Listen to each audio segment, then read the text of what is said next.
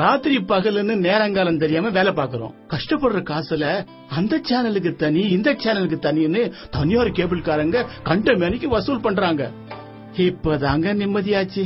சென்னைக்கும் அரசு cable TV வந்தாச்சு. காசை மிச்சம் பண்ணி சீக்கிரமா இன்னும் 2 மிஷின் வாங்கி போட்டுருவல்ல.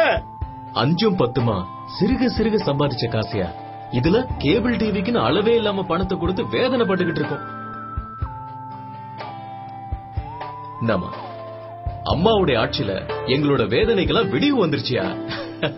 அதாயா சென்னையில அரசு கேபிள் டிவி வந்துருச்சு. மாச கட்டணம் கொஞ்சம் தான், ஆனா எக்கச்சக்கமான சேனலை பாக்கலாயா. அதாங்க அம்மா, சென்னைக்கு அரசு கேபிள் டிவி வந்துருச்சு. குறைஞ்ச கட்டணம், நிறைய சேனல். இனிமே சந்தோஷமான சவாரி தான். தமிழ்நாடு அரசு கேபிள் டிவி கார்ப்பரேஷன் லிமிடெட்.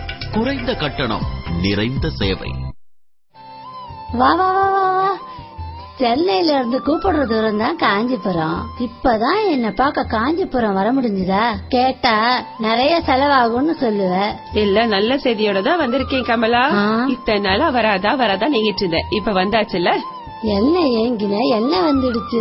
இது இருக்க செங்கல்பட்டுல காஞ்சிபுரத்துல அரசு கேபிள் டிவி தெரியுது. கொஞ்சம் பைசால நிறைய சேனல் சந்தோஷமா பாக்குறீங்க. ஆனா சென்னையில இருந்துகிட்டு அரசு கேபிள் டிவி பாக்க முடியலையேன்னு ஏங்கிட்டு இருந்தேன். அரசு கேபிள் ஒளிபரப்பு சென்னைக்கு வராதான்னு காத்துக்கிட்டு இருந்தேன். இப்போ அம்மாவோட புண்ணியத்துல சென்னைக்கு அரசு கேபிள் டிவி வந்தாச்சுல. அடிச்சக்க, அப்படியா? இனிமே கண்ணா பின்னா காசு கொடுத்து ஏமாற வேண்டாம். எனக்கு பிடிச்ச எல்லா சேனலையும் துல்லியமா அரசு கேபிள் டிவில பாப்பேன். நிறைய சேனல் வருது, நிறைய பணம் மிச்சமாக போகுது. மிச்சமாற பணத்துல அடிக்கடி ஒன்னு பார்க்க காஞ்சிபுரம் வரேன். சரியா? தமிழ்நாடு அரசு கேபிள் டிவி கார்ப்பரேஷன் லிமிடெட். குறைந்த கட்டணம், நிறைந்த சேவை.